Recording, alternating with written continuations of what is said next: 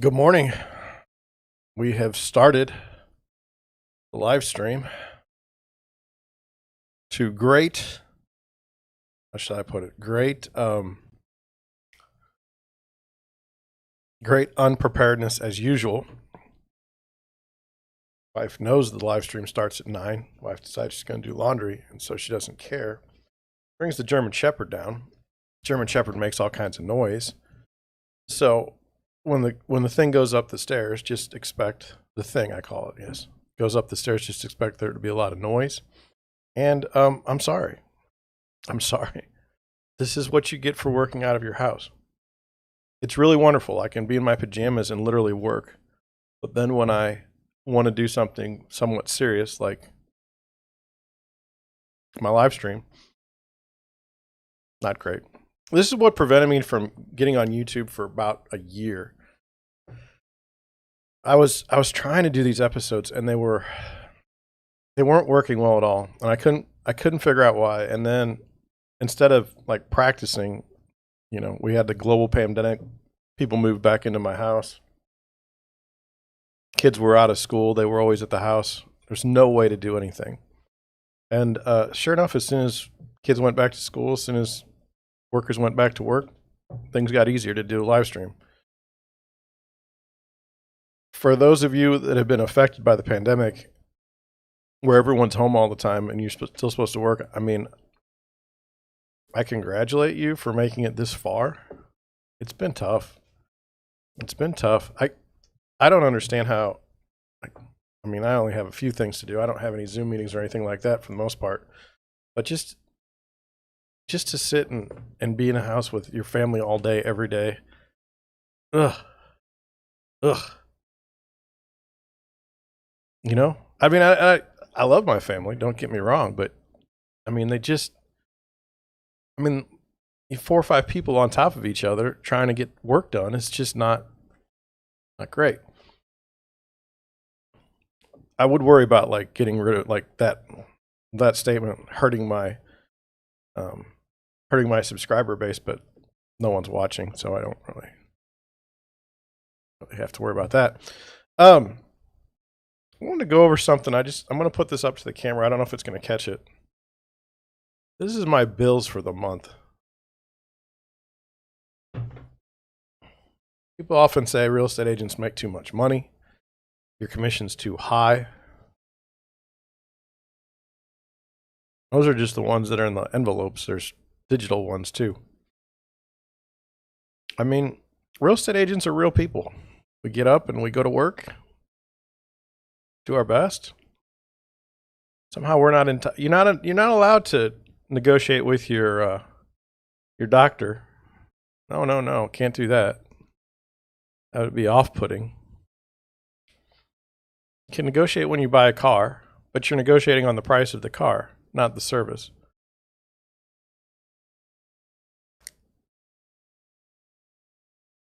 Make too much money. There's these people in Washington, D.C., not realtors, that sit there and say we do this wrong and we do that wrong. A lot of people that aren't in the business always telling us what we can do and what we can't do. And I'm kind of tired of it. They don't pay my bills. I don't want to hear from them. I'm really sick of it. Until you've done this business, shut up. People in Washington have no interest. Nothing that they've proposed has ever helped the transaction between a buyer and a seller. In fact, most of the time it causes more issues. Let's take one example. Federally mandated lead-based paint form that is required for each sale in the United States, no matter if the home was built after 1978. Required form in the contract. This house could have lead-based paint. Federal form, have to have it. House built in 2000, have to have the form. House built in 2020, have to have the form. What are we going to put on the form? Built in after 1978. Is lead-based paint bad? No, lead is bad in general. Don't eat lead. Is the form in any way helping anyone? I mean, really?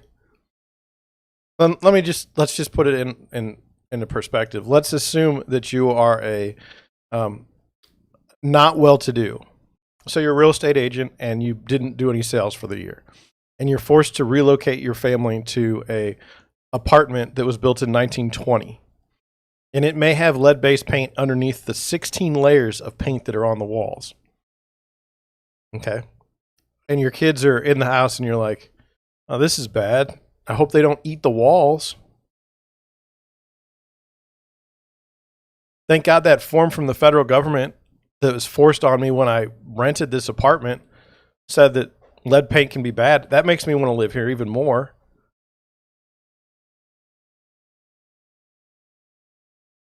So, am I crusty today? I don't know. I don't know. I didn't think so, but as I've started the show, 6 minutes in, I've taken a shot at Washington 3 or 4 times. I wouldn't say I took a shot at my wife or family because, they're trying to get through the pandemic just like everyone else. Now, we can't talk about that, so we're going to move on. I don't know. I don't know. I don't know. You say, well, John, what's going on for you right now? Well, I have some buyers that are kind of percolating. Nobody really wants to go look at anything now. It's cold. It's kind of fascinating. We've got all this technology, and I feel disconnected at times. Like, I know that there's been snow in like Tennessee, and I think there's been snow north of us, but we didn't get any. And so it's like it didn't happen. It's so, the best word I can describe it is just awe-inspiring or amazing. That there was a time when people would drive to work in the snow. Now you get on Zoom and you're done. You don't have to do anything like that. I'm constantly amazed. And I almost have to put myself in the right position to understand things, because like I was talking about yesterday, traditional work 9 to 5 should be abolished. Not that I don't want people to work 9 to 5. I think people should work as much as they want to, or not. I don't want to pay for it if you don't want to work, but if you want to work 20 hours a week and that's it, work 20 hours a week. If you want to work 40 hours a week, 60 hours a week, whatever. But I don't want the employment laws to be so rigid as to keep people from working a 40-hour week and make them work a 39-hour week so that they don't have to pay overtime or anything like that. That's ridiculous. These are the types of things that I think the education system does a severe disservice to students by not telling them how the real world works. And I don't mean how the perception of the real world works. I mean how it really does. You're going to have someday where you're going to need a job. And the way they have the job set up now, it's not flexible. Now, that being said, my stepson has a job, and he hasn't been to it in a week and a half. We don't seem to care. I haven't let him go yet. I don't understand it. If you were an HR person, must have an interesting life. I've never really been big on HR departments in large corporations, but your job is to basically fill positions. And if you're in a situation now where like hiring is terrible, what are you doing? Like, you're just bringing in anybody? I was watching last night. Somebody was talking about how there's all these jobs available, but nobody's getting hired, and what is that about? And he surmised that there's some sort of space between the Zoom interview and the actual hiring that goes haywire. And I don't know. I can't imagine going on a job interview on Zoom. When I used to go on job interviews back in the day, I'd get so nervous. I don't know why. I put a lot of pressure on myself. But as I started hiring people myself and failing at that pretty miserably, um, I I have an appreciation. I understand, like, people don't people don't realize that it's hard to find good employees, and it's then they say, well, you don't need good employees, you just need to train them.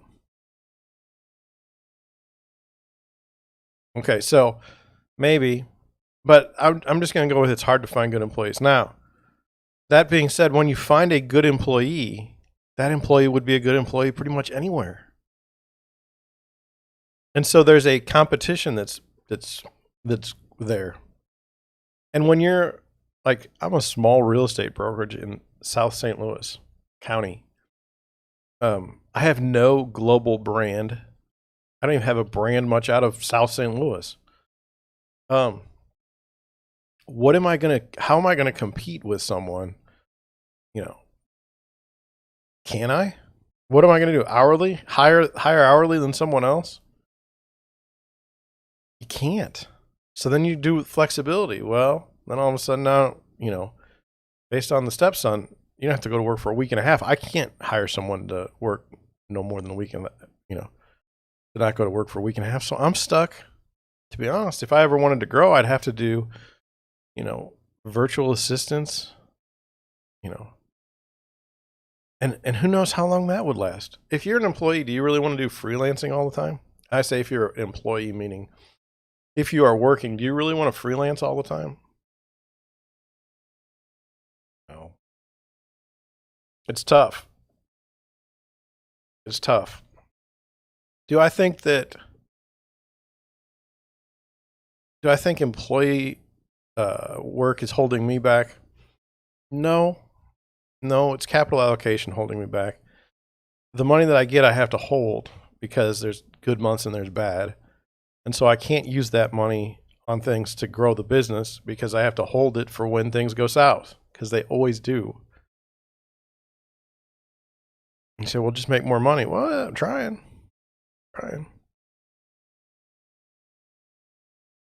Like I said, when you're running a super small business like mine, capital allocation is the number one skill.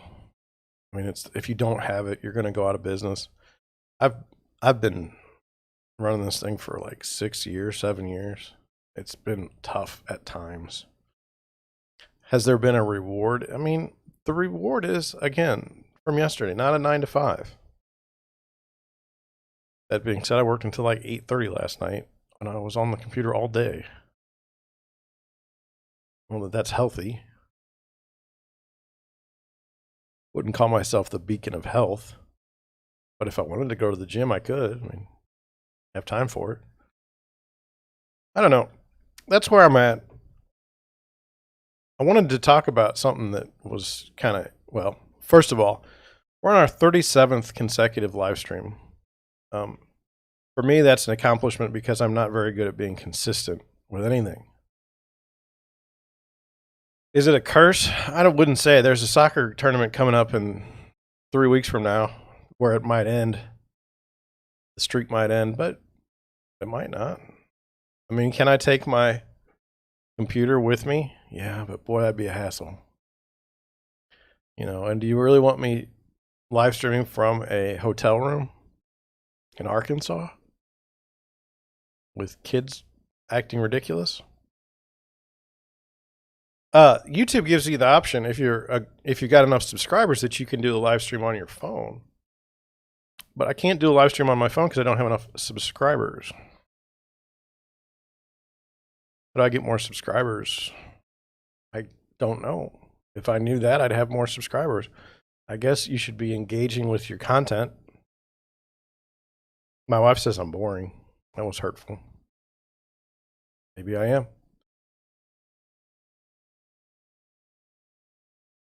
I was watching some stuff last night, and they said if people are watching podcasts at 1.5 or 2 times the speed so they can get through them faster and they can watch more stuff.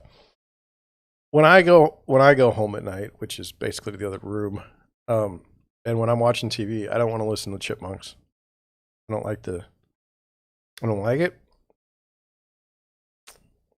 I pretty much just want to chill. So, and I suspect that those of you who watch my live streams, the replays, I suspect that you like the same thing. Just some noise in the background, somebody talking about something that you might be interested in, and that's where I'm at. 15 minutes in, and I just realized I haven't been recording my live stream, so I'm going to start now. 3 days in a row, I hadn't done it. I'll just hit the button, so we're good. So anyway, 37 consecutive live streams. My subscribers have not been added based on the live stream. Been added based on my videos. So make whatever you want of that. The weird thing is, I don't want to bash YouTube because they can mess with my channel hard, but they can also mess with my channel in a good way. Tomorrow, if YouTube decided to make me seen, if they wanted to boost my impressions, I could have 1,000 subscribers like that.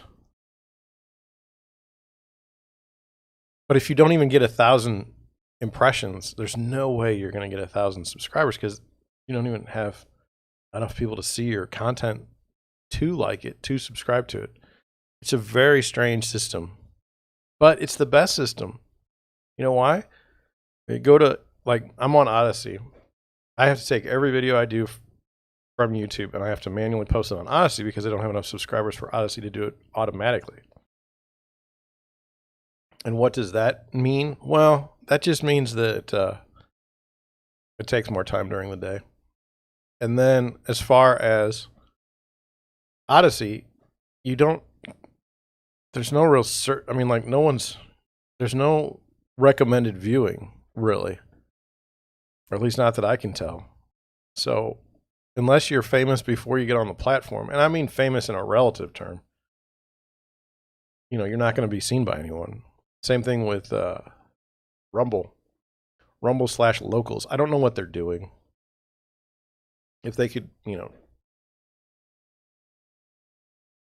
if they could give me the finished product and let me stream from locals, I'd probably be back on locals. But lately I haven't been on locals because, number one, if you're not famous there, you're definitely not going to get recommended. I feel like that's what people have screwed up with on all the platforms. What happens is, say you get banned from Twitter, okay, because you have a view of, I wouldn't say conservative because those guys are off. But let's just say you have a view on Twitter, get kicked off Twitter. Well, now you're famous because you got kicked off Twitter, but then where do you go? Where do you go? It's like if you have to take your audience with you. Okay, so you take your audience with you. And, what if you don't have a built-in audience? No one can find you wherever you go. So it's a very strange thing. YouTube is great because you can be discovered. That's like the only thing going for it, and it's easy to upload. If I have to upload on Odyssey, I have to reformat my videos. I have to in theory pay. That's no good. But it's tough. It's tough. I had a subscriber and then they left. Or I had a viewer and then they left. It's kind of disappointing. Maybe they got lost. Anyway, what do I have for you today? Well, we went through the bills. I wanted to talk about kind of how the information hits me.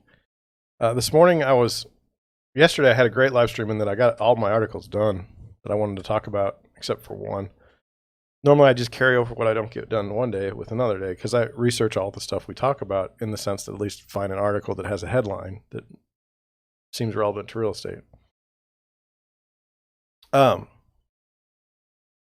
So yesterday and today has been kind of difficult in finding articles that I thought were interesting enough to talk about on the stream or as part of a podcast. The podcast ones have to be even more specialized because the video has to be about kind of one thing or one topic, whereas my live stream I can talk about anything I want to. The podcast has to be just real tight on the information. And just as an example, yesterday I did a story about dogs. One dog was poisoned. That was a bad thing. A neighbor poisoned a dog. And then in another story, a neighbor shot a dog. It was on the defense of the neighbor because they were being attacked by their own dog.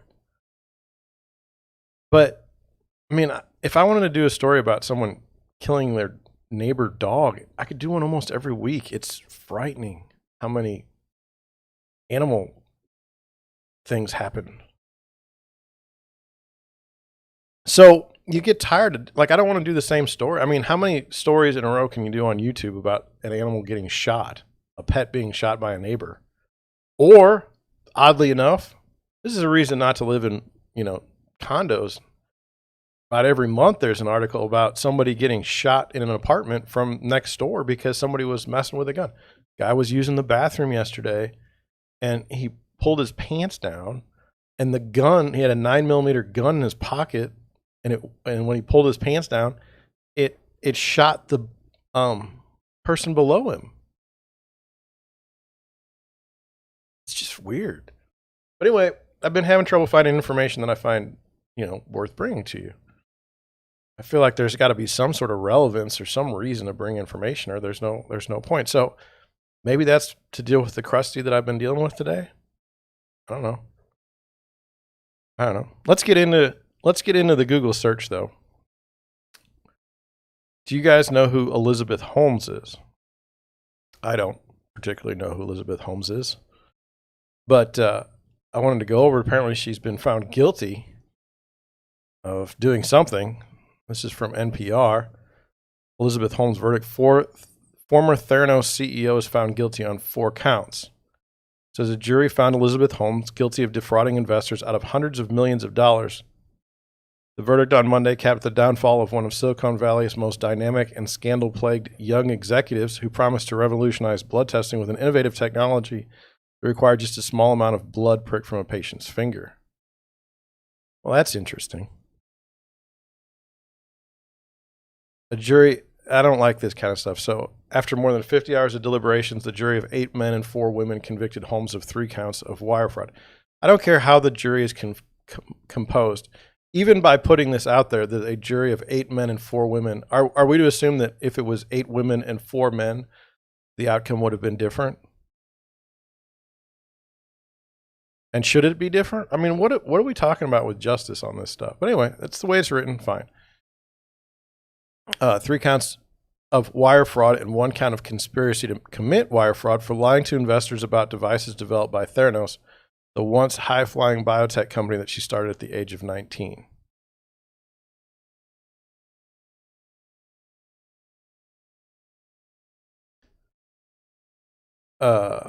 She faces the maximum penalty of 20 years behind bars, although legal experts say she'll likely be sentenced to a lesser punishment.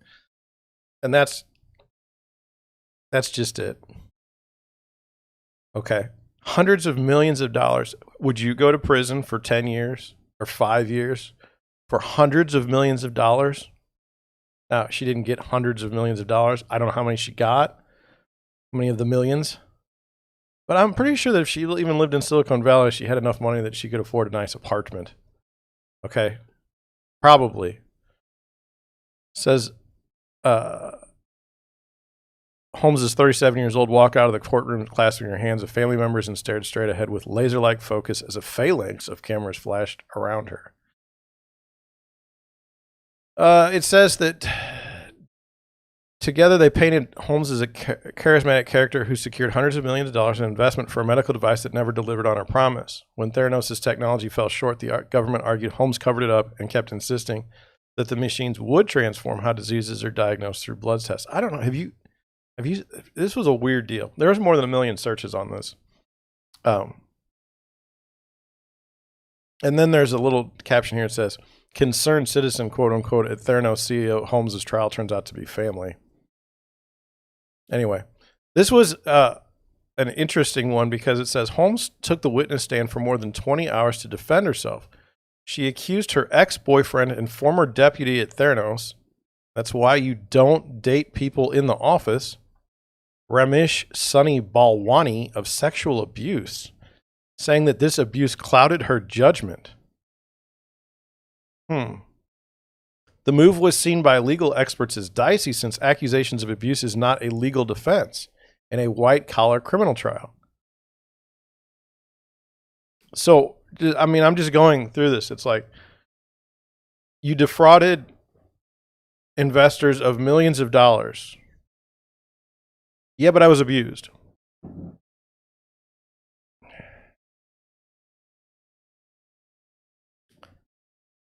Jury's guilty verdict on Monday showed that this tack did not persuade jurors that she should be exonerated for hoodwinking investors out of millions. I wanted to go and see this. It says, among those who lost large sums of money were media mogul Rupert Murdoch, former Secretary of Education Betsy DeVos, and Walmart's Walton family. In all, Holmes, a skilled and charismatic pitchwoman, raised nearly $1 billion from investors based on a mountain of lies and cover-ups. I suspect that Rupert Murdoch didn't sit there and say, here, I want to hand you money. I suspect the Walton family doesn't screw around with, meeting individual investors. Like, they're just like, hey, they probably have somebody they hire and they say, hey, take care of this. You're supposed to manage this. Do it. They may have gotten fired, that manager, but why do we pretend that these people, I mean, I don't understand why we do that. But anyway, I think this is fair. She showed remorse on the stand. She said she wished she had handled some key business matters differently, but she blamed others for the downfall of Theranos. It's not my fault. I'm in charge. It's not my fault. Lab directors whom she had trusted were the ones closest to the technology, and she said Balwani, who oversaw the company's financial forecasts, were later discovered, Balwani, not her, were later discovered to be grossly inflated. So the company is a mess. It's not her fault because she was abused. And even if it was her fault, it's everyone else let her down. It wasn't her, though. She was the only one. She was the one that was the beacon of light, the light shining on a hill, that everyone else around her was corrupt. Yet, the government offered evidence that Holmes had an iron grip on Theranos' operations. Prosecutors argued that she did not stop and even helped spread falsehoods about the company that misled investors into pouring millions of dollars into the startup. Now, it's a startup, okay? And how many startups do you know of that fail and don't produce what they say they're going to produce? Let's talk about real estate. How many people do you think try to sell me as a real estate agent on their technology that doesn't work at all? And these businesses have been they've been in business for, 20 years. It's the scale of her corruption that got her, and it's the people that she burned that got her. Okay? Because there's plenty of other people that don't ever get tried, and they're never accused of anything. A Stanford University dropout, Holmes dazzled Silicon Valley when she founded Theranos at age 19. She promised she dropped out early if she's only 19. She promised its technology could screen patients for hundreds of diseases with a tiny sample of blood, a notion that left longtime biotech experts befuddled.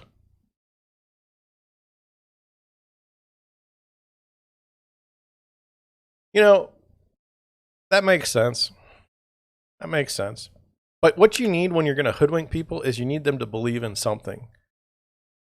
You need them to believe in something. So, like in real estate, if I wanted to sell something to other real estate agents, I would say something like, you can get a 20% return on your investment if you just pay me $1,000 a month. Okay, so now I've given a 20% ROI, and then we could define ROI in such a way that you would never get your money. But it sounds good. 20% ROI? I'll take that. 50% ROI? But it has to be believable, you know? Can't be like 75%. That wouldn't work. I enjoyed this. It says when Theranos' machines were rolled out to Walgreens stores in California and Arizona, they gave patients false or flawed results. One patient testified that she was led to believe that she was having a miscarriage after taking a Theranos test, when indeed her pregnancy was viable. Another patient thought her cancer had returned when it had not, following a test. But in the end, jurors did not believe that Holmes intentionally deceived patients. You guys ever heard of Cologuard? Had a lot of fun with Cologuard.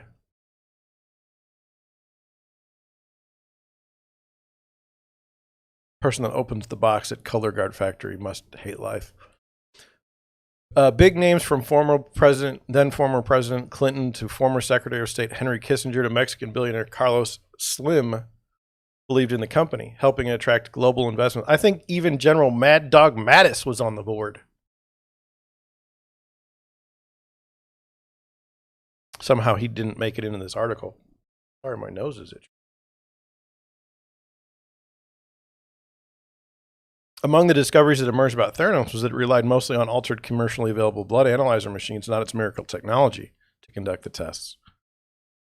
Holmes fiercely protected this activity, saying it was a trade secret that even the company's closest investors would not be briefed about. It is unusual for tech executives to face criminal charges when their startups collapsed under the weight of unrealized promises. And that is absolutely true. And she is being singled out because of who she defrauded. There's no question. It's no question. Former prosecutors have said that the egregiousness of the product Theranos, as well as the fact that the startup was in the closely regulated healthcare industry, which, by the way, somebody needs to start looking at the healthcare industry. I don't know who, because everybody's involved in it, but it's a stinky, stinky business. It is really stinky. Where the health of private citizens is on the line, distinguish this startup failure from that of other once-type startups that also flamed out. Look, it's not about health. It's about profit, okay? And if anybody doesn't think that, I mean, I'm sorry. You're in for a rude awakening. So there's going to be movies and stuff about her. I don't know. What do you guys think about Elizabeth Holmes? Is unfair prosecution? I don't know. I don't think so. I think I don't understand how you can promise things. Like, I do actually. You know, in the biotech space, let's just say you have this cure for cancer, okay? And you go through trials and all of a sudden it doesn't work. Well, have you told people that you have a cure for cancer? Yes. Did it work? No. Were you prosecuted for it? No. If you were prosecuted, would you use the defense that you were abused by your boyfriend, who was also the financial officer, chief financial officer? Probably not a good defense. Probably not a good defense. But what else do you have? I mean, that's the deal. So anyway, will that stop will this stop the Elizabeth Holmes and Theranos? Will this stop discussion about this topic? No. I mean, it garnered 1 million searches yesterday on Google. I mean, it was almost like a sporting event, like a football game. That's how big it was. Let's move on. Going to El Paso, Texas. I didn't realize El Paso, Texas had such nice homes. I didn't realize it was so big. And I'm not from there, so please don't make fun of me. I didn't know anything about it. Let's look at this house.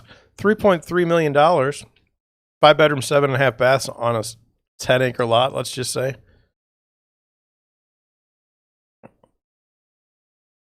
$94 pictures. 4-car garage.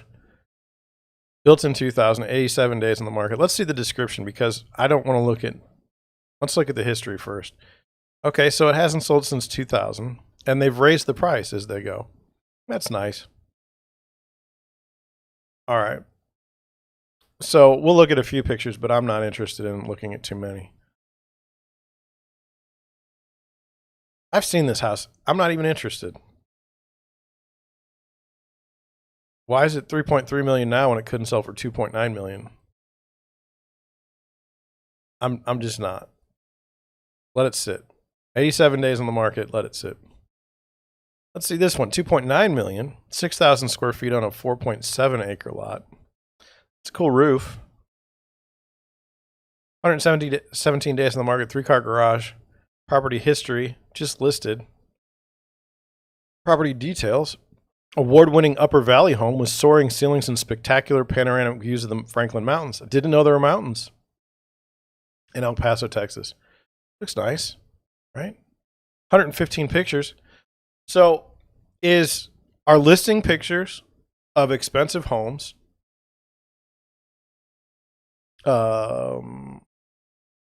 native to a particular, is the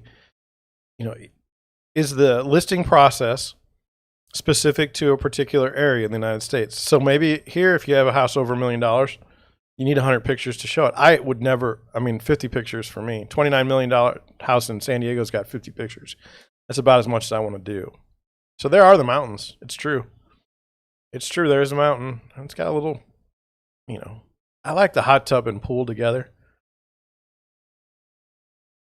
That's just me. That's pretty. Seems flat. I don't like that I'm not in the house yet. I'm 27 pictures in and now I'm getting in the house.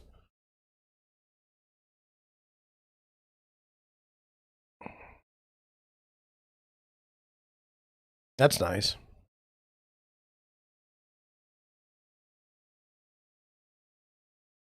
It's just too much for me. I got no patience for this.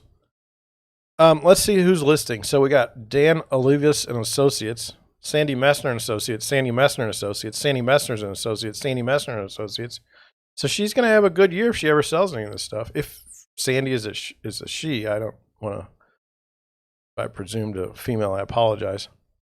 96 days on the market, built in 2004, $2.3 million, 5 bedrooms, 5.5 baths, 6,700 square feet. Kind of interesting. Kind of interesting. 74 pictures. The design and the style are not something that I'm particularly interested in, coming from the Midwest and coming from a specific part in St. Louis that has these homes that are all brick and the brick bungalow, if you will. This is not it. Can you imagine, I hate to say it, but can you imagine getting grease on the rock there? That'd be a disaster. It's a nice wall. Don't get me wrong. Just here, these look like crosses. There's always been a question during, if you're getting your house ready for sale, should you put crosses on or any sort of religious symbols? Is that going to offend some group of people? I suspect if you ask the Association of Realtors, they would be like, oh, we're very uncomfortable with you showing religious symbols on a wall. You should remove them. My own opinion is it's your house. Do whatever you want to. If you think that is this an art? Is this, what does this do? Most people don't care about any symbol. Is it done in good taste? That's kind of where we're at. Fascinating window there. The lights are, I suspect these are lights, and there seem to be in every room. At least every room in there that they're showing all these pictures of. But, 2.3 acres on a 1 acre lot when the other ones were quite a bit bigger. 1.5 million on a 2.78, but it's only 2,500 square feet. This is a modern home. It's new. Let's look at it just because, again, I don't see this kind of architecture where I live ever. 85 pictures. So, 11 days on the market. Kind of interesting, huh? But I mean, it's on less than a half-acre lot. For 1.3 million, you get to talk to your neighbors all the time, which I don't really want to talk to my neighbors. If you got a house growing you got a tree growing in the house.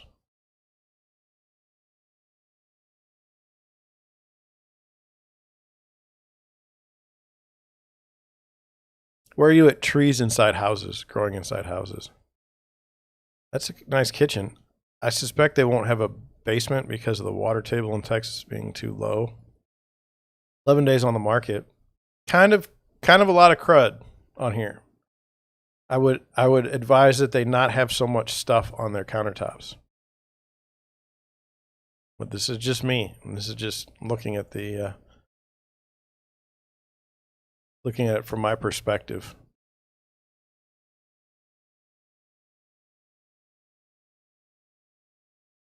Nice closet. I mean, that looks nice. It's a nice, I mean, there's a fireplace outdoors.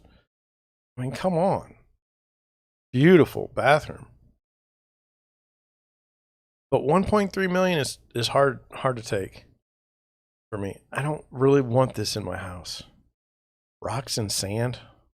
No. No, I don't. But these outdoor spaces, I mean, here, you can take this to the bank. Outdoor spaces are huge.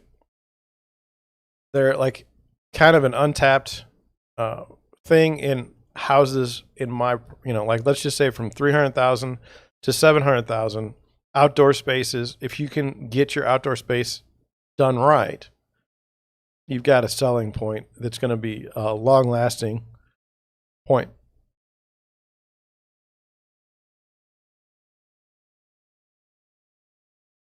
All right. I'm pretty much done with housing in El Paso. Just something about it isn't for me. No offense. Nobody from El Paso wants to live in St. Louis. I'm not trying to be critical. I'm done. Let's go to our articles. Okay. So I talked about inflation about 20 days ago on Twitter. And by talking about it, I linked to an article about Venezuela and how their inflation is ridiculous and cause significant problems for the people. And I said it's something we need to watch out for in the United States. My impression is that no one cares about inflation here, and the moves by the federal government to curb inflation is bizarre. I haven't been able to buy beef in 6 months to a year, and so the federal government's going to spend $1 billion to fix that problem. Well, they're not. It's not going to fix it. Didn't fix the gas prices. The government is not currently constructed to fix anything for the people. It's to rig everything for themselves. Just saying. 3/4 of homebuyers and sellers report changing plans due to inflation. This was on December 29th. It was hard to get real estate news during the new year. A lot of the reporters were off. But as we've discussed, I mean, Redfin does a really smart thing, and any other brokerage that was a national brokerage could take a note from the page of the playbook of Redfin, and that is go buy yourself an economist. I mean, what do they get? 6 figures? Get one. Doesn't matter what they're specialized in. Just get an economist and have them write reports, maybe get a few assistants. Have them write reports on housing. People like me love this stuff. Plus, if it gets picked up in the national media, it's going to be Redfin's report. Redfin. All we're talking about is Redfin. That's fantastic. Now, if you're John, can't afford an economist on staff, so you're not going to do very well. I'm just saying. It's sad. I've done some data stuff and put it out there, but I don't have the reach.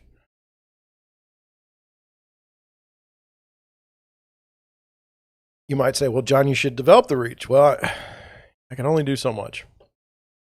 Roughly 1 in 10 respondents are canceling their plans to buy or sell a home because of inflation. 29% are delaying home buying plans due to inflation, while 24% are accelerating their plans.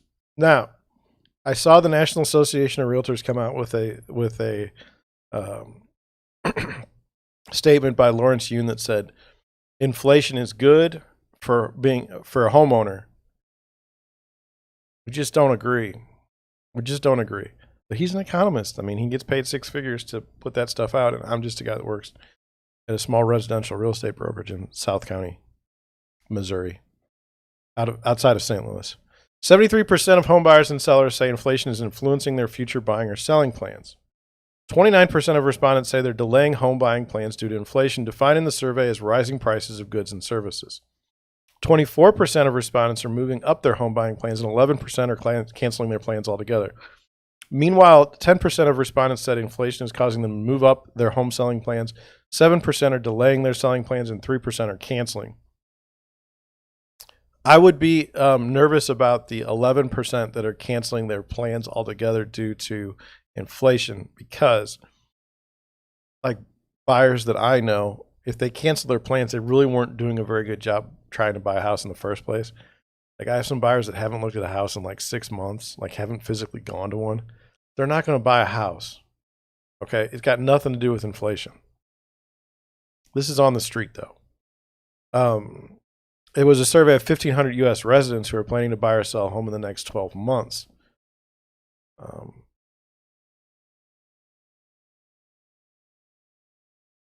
I would like to see, and not a criticism, but I would like to see, break this down by your political affiliation. So I feel like I can say I'm an independent.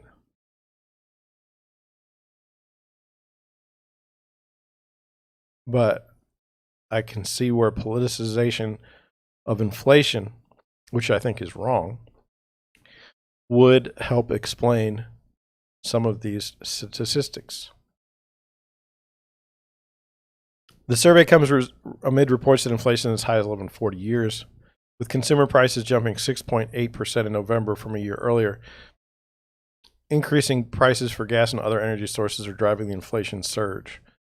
On that note, 73% of survey respondents said rising gas prices are impacting decisions about their home buying plans or their commute. 35% said they plan to drive less or drive a more efficient vehicle because of rising gas prices, while 25% plan to shorten their commutes. 21% said they plan to buy a cheaper home.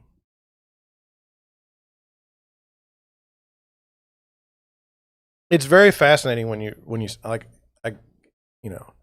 you're on the road and you see a lifted pickup truck, okay, blowing coal. Like, you think that guy's gonna change his vehicle to a Tesla overnight because of inflation? Maybe, but I don't think so. Is he going to live closer to work? He's going to, honey, we need to sell this house and move closer to my job. No. And you say, well, that's just one example. I agree. It's just one example. Different home buyers react to high fuel prices in different ways depending on their circumstances.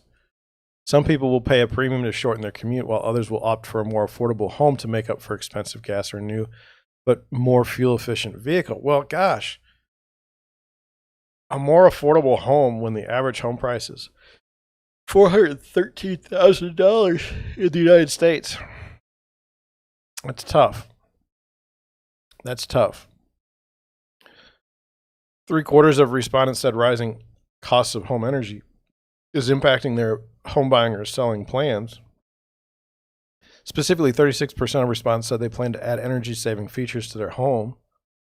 Like, we're in a natural gas issue here in St. Louis. They said they're going to get rid of our natural gas because of a pipeline, because of a court decision in New York City, which, I mean, to me is absolutely ridiculous.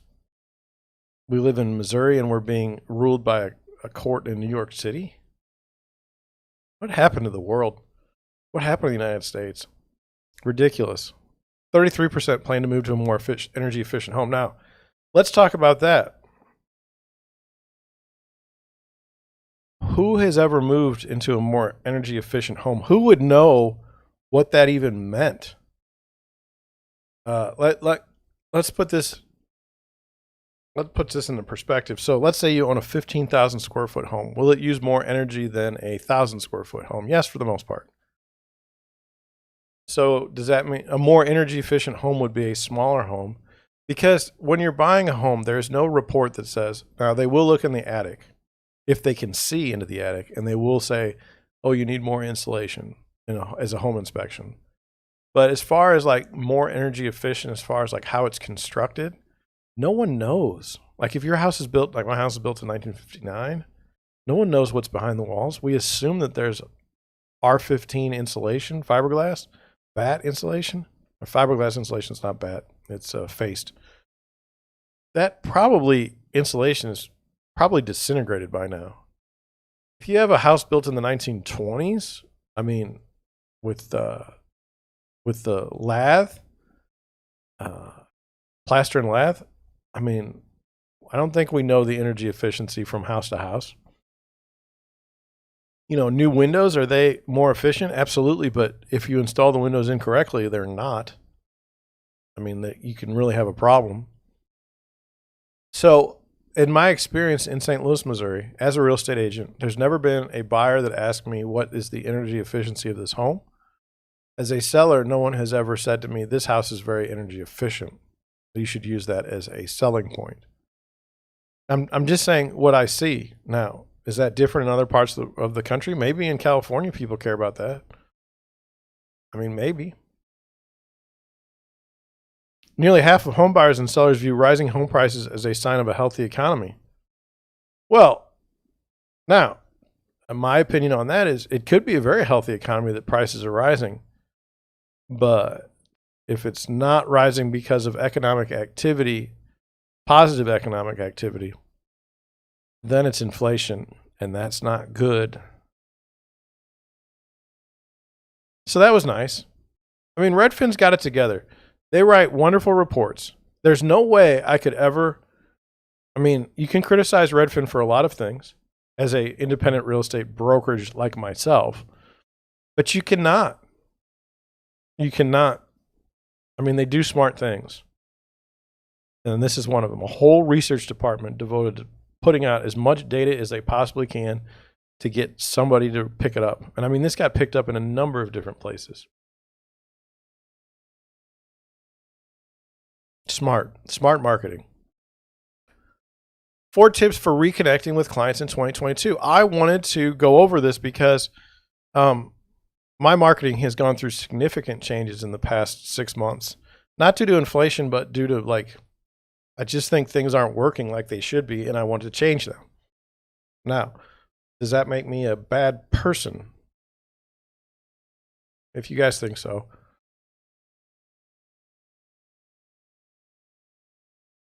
Sorry. There we go.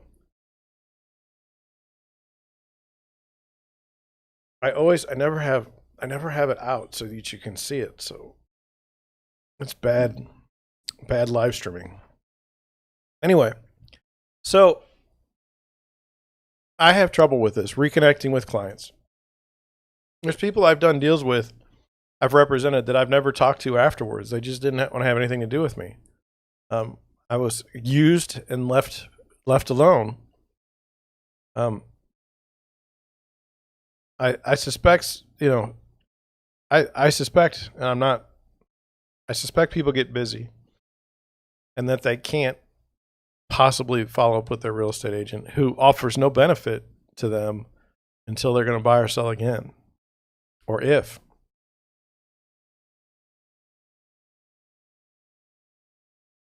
What is this? I guess I can't get out of this. This is going to ruin this article. So I guess I was on it too long. So now I'm really in trouble because I can't use this article. But what I would say is I can still see it. So we're going to do it. Here's the things that are in the article saying thank you. Okay. Celebrate special dates. So on the selling side, you can be happy that you sold your house. But buying, I think, here's the first anniversary of you buying your house. Congratulations. I think that's a big deal. It says leverage social media. I don't really want to do that. And share market information. No one likes my reports. So we got out of that article pretty quick. It went poorly. Let's see if it happens on this one. says HUD looks back at its 2021 accomplishments. Now, you know that I don't like HUD for a very specific reason.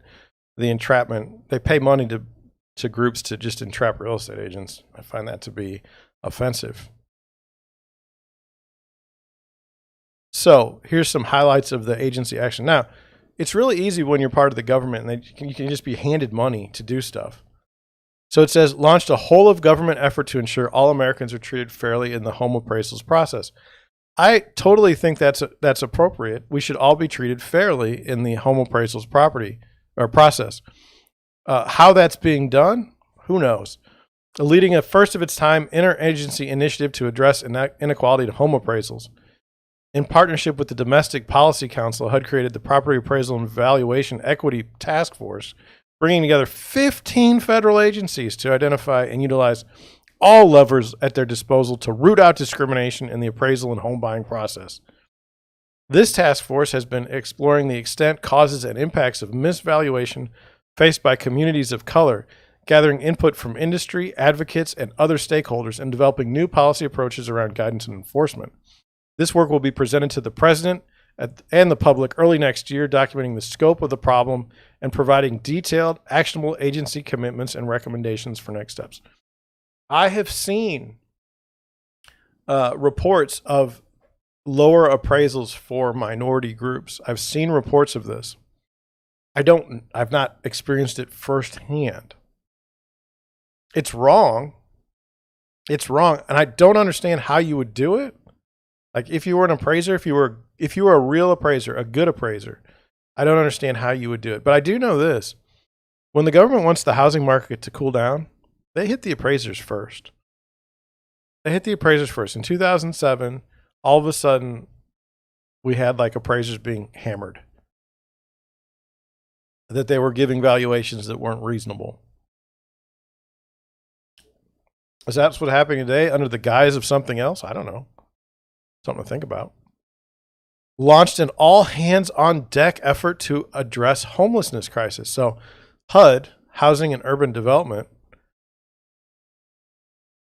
launched House America, a national partnership with other administration officials, mayors, county officials, governors, and tribal nation leaders across the nation. The plan works with those leaders to use American Rescue Plan resources to rehouse at least 100,000 people experiencing homelessness and add at least 20,000 new affordable and permanent supportive housing units to address homelessness into the development pipeline by the end of 2022.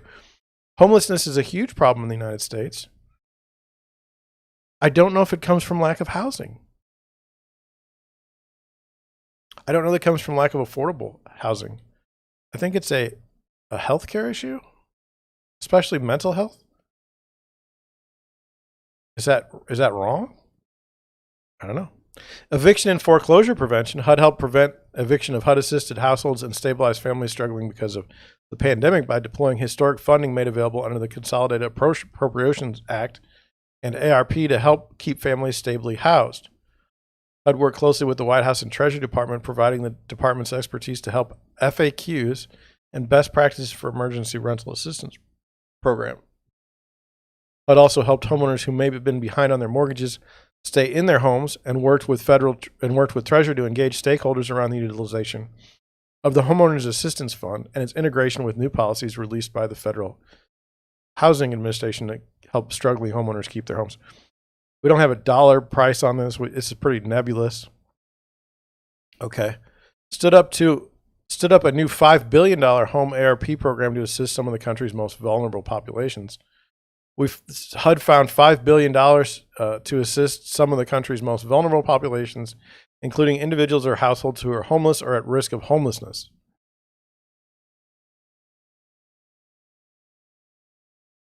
The Office of Community Planning and Development has made funding available to 651 state and local governments, which will be used to reduce homelessness and increase housing stability by providing funding for rental housing development, acquisition and development of non-congregate shelter, tenant-based rental assistance, and supportive services. We're going to give you money to develop homeless encampments. Remove barriers to homeownership for those with student loan debt.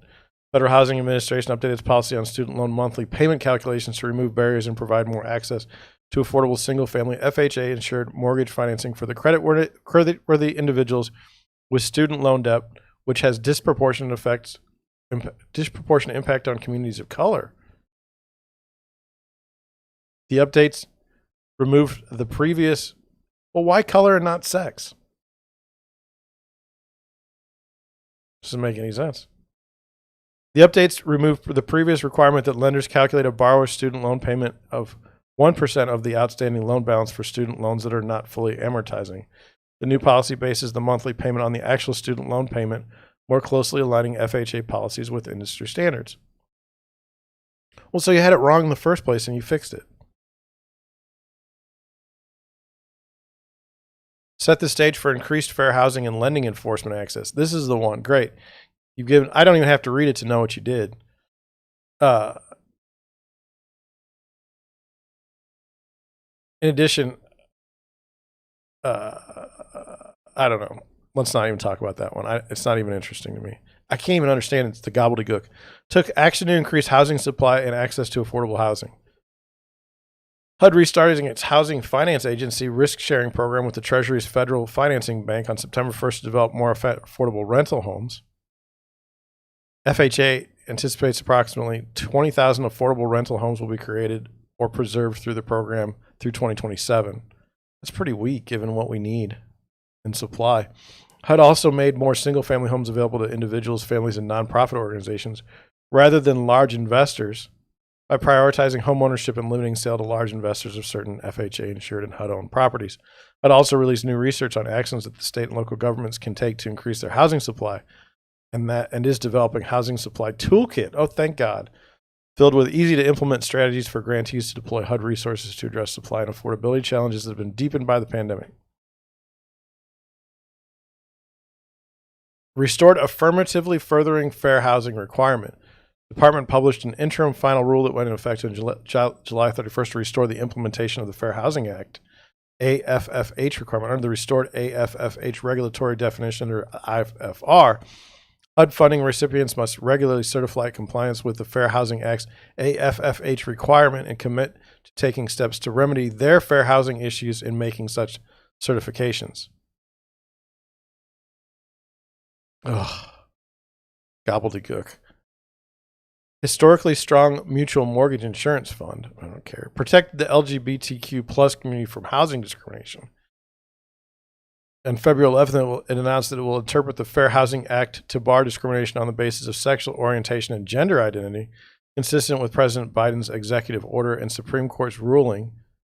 This decision has expanded the protections of the Fair Housing Act to a community that has historically been subject to discrimination. My only argument is why did it take this long? If this was a big deal to you, why did you wait this long?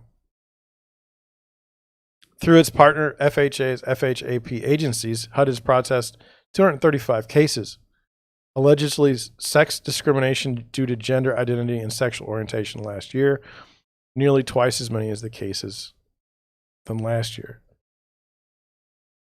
Oh, good. Developed and released HUD's Climate Action Plan, which details the strategy to reduce the agency's energy and carbon footprint and put our nation's communities on the path to a more equitable official. You know what you could do with HUD? You could get rid of it. You could literally get rid of it. That would save a lot of energy.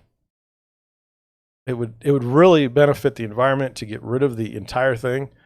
The agency energy and carbon footprint, just get rid of it. That will fix the problem. The Climate Action Plan was developed in response to President Biden's executive order on tackling the climate crisis at home and abroad.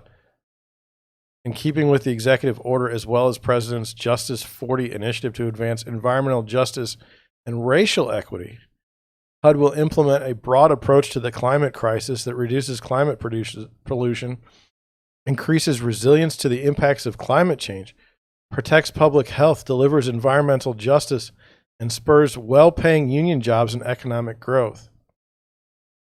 Yeah. Help communities rebuild from disasters. They found $2 billion in disaster funding. They got $5 billion in what? What did they do? $5 billion for homeless, Okay, but for the people that have homes, they got $2 billion for those people that have been displaced because of, tornado victims and,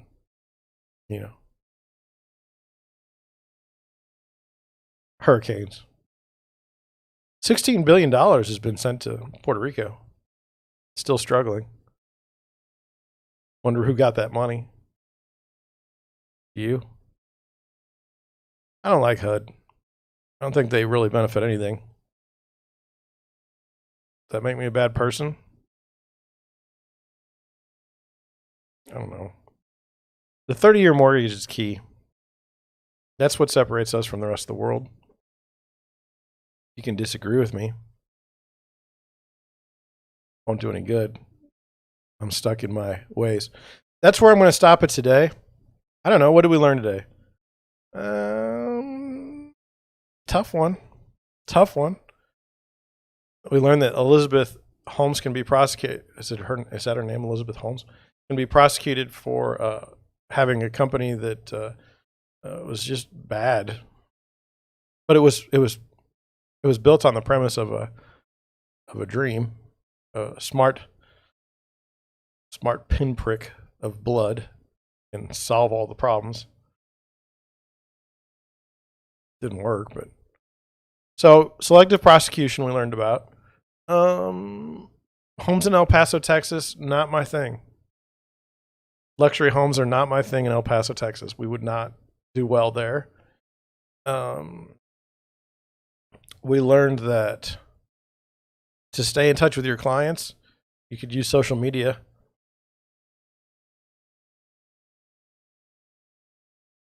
Ooh, and then HUD did a lot of things that they're really proud about. Like they're patting themselves on the back. Look at all the things we did. Is it going to affect average everyday life of any group? Majority, minority? No. It did a lot of money to elites.